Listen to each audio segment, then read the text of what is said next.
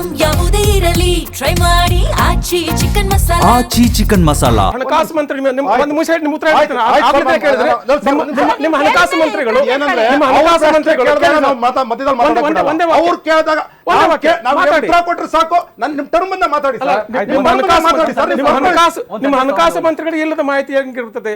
ಅವ್ರು ಎಂದಾಗ ಹೇಳಿದ್ರ 18% ಈಕ್ವಲ್ ಅಂತ ಹೇಳಿದ್ರ, ನಾನು ಮಾಡ್ತೀನಿ. ಅವ್ರ ಪ್ರೆಸಿಡೆನ್ಸಿಯಲ್ಲಿ ಹೇಳಿದ್ರ. ನಾನು ಒಂದು ಪಾಯಿಂಟ್ಸ್ ಮಾಡ್ತೀನಿ.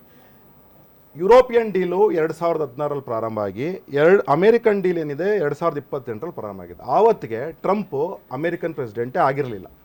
ಇದು ಪ್ರಾರಂಭ ಆಗಿ ರಿನೆಗೋಷಿಯೇಷನ್ 50% ಆದ್ಮೇಲೆ ನೆಗೋಷಿಯೇಷನ್ ಹೇಳಿ ನನಗೆ. ಸರ್ ಒಂದು ನಿಮಿಷ, ರಷ್ಯಾ ಜೊತೆಗೆ ಆಯಿಲ್ ಒಂದು ನಿಮಿಷ ಮೇಡಮ್, ಅದಕ್ಕೆ ಬರ್ತೀನಿ. ಈಗ ಹೌದು ಕರೆಕ್ಟ್ ಪಾಯಿಂಟ್ ಏನು ಅಂತ ಹೇಳಿದ್ರೆ, ಈಗ ಪ್ರತಿ ಒಂದು ದೇಶದಲ್ಲಿ ನಾವು ಯಾವುದೇ ಟ್ರೇಡ್ ಡೀಲ್ಸ್ ಮಾಡಬೇಕಾದ್ರೆ ಅದು ಯುರೋಪಿಯನ್ ಇರ್ಬೋದು ಅಥವಾ ಅಮೆರಿಕ ಇರ್ಬೋದು ಅಥವಾ ಆಸ್ಟ್ರೇಲಿಯಾ ನ್ಯೂಜಿಲೆಂಡ್ ಇರ್ಬೋದು, ಯಾವುದೇ ದೇಶದ ಜೊತೆ ಡೀಲ್ ಮಾಡಬೇಕಾದ್ರೆ it takes time. It does not happen in ಯಾವುದೋ ಒಂದು ರಾತ್ರಿ ಯಾರೋ ಒಂದು ಧಮಕಿ ಹಾಕ್ಬಿಟ್ರು ಆಗೋದಿಲ್ಲ. ಅದು it happens over the period. ಅಂದ್ರೆ ಒಂದು ವರ್ಷ ಆಗ್ಬೋದು, 2 ವರ್ಷ ಆಗ್ಬೋದು, ಈ ತರ ಎಲ್ಲ ಆಗಿದೆ. ನೋಡಿ ಒಂದು ವಿಚಾರ ಹೇಳ್ತೀನಿ ಕೇಳಿ, ಖಂಡಿತವೂ ಸುಳ್ಳದು. ಧಮಕಿ ಹಾಕಿರ್ತಕ್ಕಂಥ ಸುಳ್ಳು, ಧಮಕಿ ಹಾಕ್ತಕ್ಕಂಥದಕ್ಕೆ ನಾವು ಬಗ್ತಕ್ಕಂಥವ್ರು ಭಾರತ ಬಗ್ಗುವಂತದ್ದು ದೇಶ ಅಲ್ವೇ ಅಲ್ಲ. ನರೇಂದ್ರ ಮೋದಿ ಇನ್ ಪರ್ಟಿಕ್ಯುಲರ್ ಬಗ್ಗುವಂತವ್ರು ಅಲ್ವೇ ಅಲ್ಲ.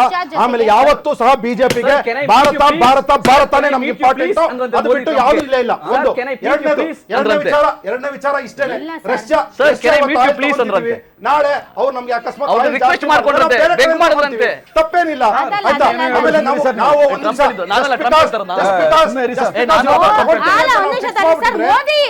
ಇವರು Trump is not a petroleum ಸಚಿವರು. ಅವರು ಡಿಸೈಡ್ ಮಾಡಕ್ಕೆ ಭಾರತ ಯಾರ ಹತ್ರ ತೈಲ ಖರೀದಿ ಮಾಡಬೇಕು, ತೈಲ ಖರೀದಿ ಮಾಡಬಾರ್ದು ಮತ್ತು ತೈಲ ಖರೀದಿ ಮಾಡಿದ್ರೆ ನಾನು ಏನ್ ಮಾಡ್ತೀನಿ? Trump is a petroleum minister.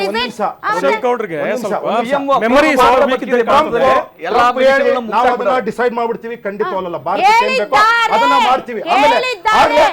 Ashok ಅವ್ರೆ ಅದನ್ನ ಮಾತಾಡ್ರಿ. ಅಶೋಕ್ ಅವ್ರೆ ಅದನ್ನ ಮಾತಾಡಿ. ನಾವು ಮಾತಾಡಕ್ ಹೋದಾಗ ನೀವು ಪ್ರಶ್ನೆ ಕೇಳಿ, ಇವರು ಪ್ರಶ್ನೆ ಕೇಳಿ. ನಮ್ಮ ಮಾತಾಡಕ್ಕೆ ಇವ್ರು ಆಗ್ಲೇ ಹೇಳಿದ್ರು ರಷ್ಯಾ ಜೊತೆಗೆ ತೈಲವನ್ನ ತಗಬೇಡಿ. ನೀವು ಸರಿಯಾದ ಮಾಹಿತಿ ಅಲ್ಲ.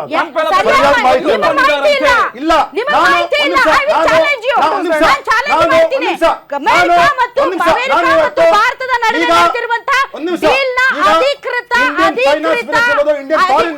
ಇಂಡಿಯನ್ ಕಾಮರ್ಸ್ ಮಿನಿಸ್ಟರ್ ಎಲ್ಲರೂ ಮಾಹಿತಿ ನೋಡಿದ್ರೆ ಕಾಪಿ ತೆಗೀರಿ. ರಷ್ಯಾ ಜೊತೆಗೆ ನೀವು ಅಮೆರಿಕ ಮತ್ತು ಭಾರತದ ನಡುವಿನ ಡೀಲ್ನ ಸ್ಟೇಟ್ಮೆಂಟ್ ಅಲ್ಲಿ, ಡಾಕ್ಯುಮೆಂಟ್ ಅಲ್ಲಿ ಕ್ಲಿಯರ್ ಆಗಿ ಮೆನ್ಷನ್ ಆಗಿದೆ. ಏನಂತ? ನೀವು ರಷ್ಯಾ ಜೊತೆಗೆ ತೈಲವನ್ನ ಖರೀದಿ ಮಾಡಂಗಿಲ್ಲ, ವೆನಿಜುವೆಲಾ ಜೊತೆಗೆ ಮಾಡಬೇಕು. ಒಂದು ವೇಳೆ ನೀವು ಮಾಡಿದರೆ ಅಲ್ಲಿ ಯು ಶುಡ್ ಅಂತಿಲ್ಲ. There is a difference between request and tracking your trade ಅಂದ್ರೆ ಏನ್ರಿ?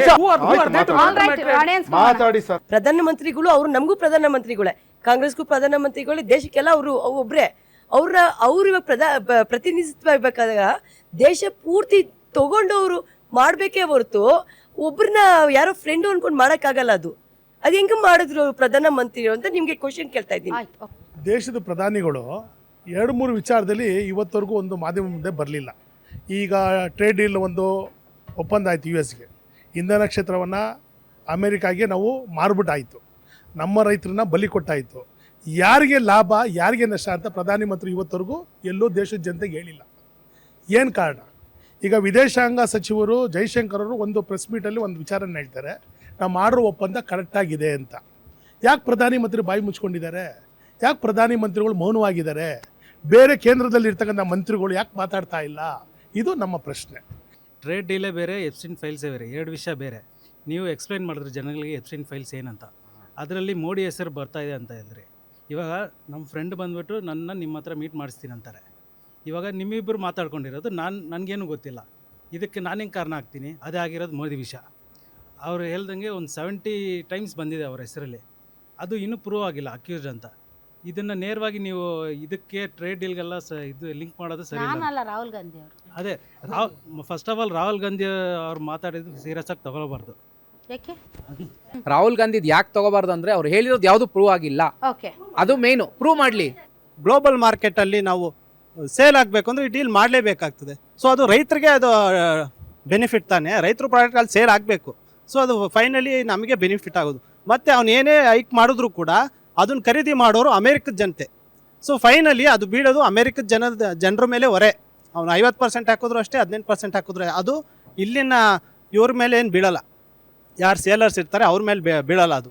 ಸೊ ಇವ್ರ ಮಾರ್ಜಿನ್, ಪ್ರಾಫಿಟ್ ಮಾರ್ಜಿನ್ ಇಟ್ಕೊಂಡೇ ಆ ಪ್ರಾಡಕ್ಟ್ನ ಅಲ್ಲಿಗೆ ಸೇಲ್ ಮಾಡೋದು. ಸೊ ಅದು ಅಮೇರಿಕದ ಜನತೆ ಮೇಲೇ ಅದು ಹೊರೆ ಬೀಳೋದು.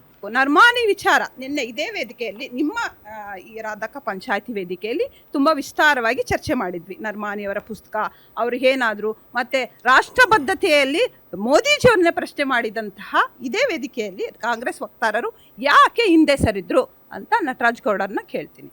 ಟ್ರಂಪ್ ಅವರ ಒತ್ತಡಕ್ಕೆ ಮಾಡೋದು, ಅವ್ರು ಮಾಡ್ತಕ್ಕಂಥ ಬ್ಲ್ಯಾಕ್ ಮೇಲ್ಗೆ ಮಾಡೋದು ಇಡೀ ದೇಶದ ಘನತೆ ಗೌರವವನ್ನು ಇವತ್ತು ಮೋದಿ ಅವರು ನಾಶ ಮಾಡ್ತಾ ಇದ್ದಾರೆ.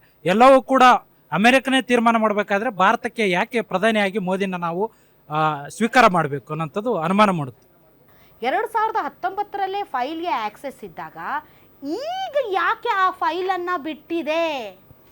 ಈಗ ಇದು ಮುಖ್ಯವಾಗಿ ಟ್ರಂಪ್ ವಿಚಾರ ಮಾತಾಡಿದ್ರಲ್ಲ, ಟ್ರಂಪ್ ಎಲ್ಲ ಒಂದು ಕಡೆ ತಾನೇ ತೋಟದ ಗುಂಡಿಗೆ ತಾನೇ ಬಿದ್ದಂಗೆ ಆಗಿದೆ. ಈಗ ಟ್ರಂಪ್ ಇದನ್ನು ಏನಕ್ಕೆ ರಿಲೀಸ್ ಮಾಡೋಕ್ಕೆ ಶುರು ಮಾಡಿದ್ರಂದ್ರೆ, ಮೊನ್ನೆ ಅವರ ಅಧ್ಯಕ್ಷೀಯ ಚುನಾವಣೆಯಲ್ಲಿ ಅವ್ರ ವಿರೋಧಿ ಕ್ಲಿಂಟನ್, ಆ ಕ್ಲಿಂಟನ್ ಪರಿವಾರದಲ್ಲಿ ಇರುವ ಯಾರೋ ಒಂದು ಮಾಹಿತಿ ಬರ್ತದೆ ಬಗ್ಗೆ, FBI ಯಾರೊಬ್ರು ಹೇಳ್ತಾರೆ, ಅವಾಗ ಲೇಟೆಸ್ಟ್ ರಿಲೀಸ್ ಮಾಡಿಬಿಡ್ತಾರೆ. ಅಲ್ಲಿ ನೋಡಿದ್ರೆ ಇಷ್ಟು ದೊಡ್ಡ ರೆಕಾರ್ಡ್ ಇದೆ, ಇಡೀ ಜಗತ್ತಿನ ಎಲ್ಲ ನೀನು ಅಂತ ದೊಡ್ಡವರೆಲ್ಲ ಅಲ್ಲಿ ಇದ್ದುಬಿಟ್ಟಿದ್ದಾರೆ. ಅದಕ್ಕೆ ಇದನ್ನು ರಿಲೀಸ್ ಮಾಡುವಾಗ ದೇ ರಿಲೀಸ್ ರಿಡ್ಯಾಕ್ಟೆಡ್ ಫೈಲ್ಸ್, ಕೆಲವೊಂದು ಪದಪುಂಜಗಳನ್ನು ಬ್ಲ್ಯಾಕ್ ಪೇಂಟ್ ಹಾಕಿ ರಿಡ್ಯಾಕ್ಟೆಡ್ ಫೈಲ್ ರಿಲೀಸ್ ಮಾಡ್ತಾರೆ. ಅಂದರೆ ತನಗೆ ಏನು ಬೇಕು ಅಷ್ಟನ್ನು ಮಾತ್ರ ರಿಲೀಸ್ ಮಾಡ್ತಾನೆ ಟ್ರಂಪ್ ಈಗಲೂ ಕೂಡ. 3 million emails. But they redacted, partial release, ಅದು ಫುಲ್ ಅಲ್ಲ. ಅಂದ್ರೆ ತನಗೆ ಎಲ್ಲಿ ಅನುಕೂಲ ಆಗ್ಬೇಕು ಅಲ್ಲಿ ಅಷ್ಟೇ ಮಾತ್ರ ರಿಲೀಸ್ ಮಾಡೋದು. ಬಟ್ ಅವನ ಹತ್ರ ಇದೆ ಸ್ಟಫ್, ಇದೆ ಇಂದೆಲ್ಲ ಪ್ರಪಂಚದ ಟಾಪ್ ಲೀಡರ್ಸ್ ಅನ್ನ ಹೆದರಿಸುವಂತಹ ಸ್ಟಫ್ ಇನ್ನು ಇದೆ. ಇಂದೆಲ್ಲ ನಾಳೆ ಪೂರ್ತಿ ಹೊರಗಡೆ ಬಂದೇ ಬರ್ತದೆ. ಅಲ್ಲ, ಇಟ್ಕೊಂಡು ಆತ ಹೆದರ್ಸ್ತಾ ಇದ್ದಾನ, ಬ್ಲಾಕ್ ಮೇಲ್ ಮಾಡ್ತಾ ಇದ್ದಾನ ಎಲ್ಲರನ್ನು, ಹಂಗೆ ಕಾಣ್ತದೆ. ಬಟ್ ಅದನ್ನ ನಾವು ಈಗ ತಾಂತ್ರಿಕವಾಗಿ ಕಾನೂನಾತ್ಮಕ ಹೀಗೆ ಅಂತ ಹೇಳಕ್ ಆಗೋದಿಲ್ವಲ್ಲ. ಬಟ್ ಸಾಂದರ್ಭಿಕವಾಗಿ ನಮಗೆ ಕಾಣ್ತದೆ. ಈಗ ಸಾಂದರ್ಭಿಕ ಸಾಕ್ಷಿ ಅಂತ ನಾವು ಮಾತಾಡ್ತೀವಿ ಕಾನೂನಲ್ಲಿ.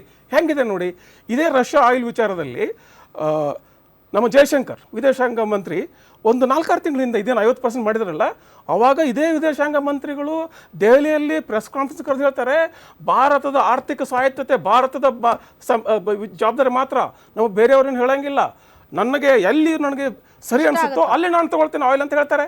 ಯಾಕೆ ಮತ್ತೆ ಚೇಂಜ್ ಮಾಡಿದ್ರೆ ನೀವು ಇದನ್ನು ಪಾಲಿಸಿನ?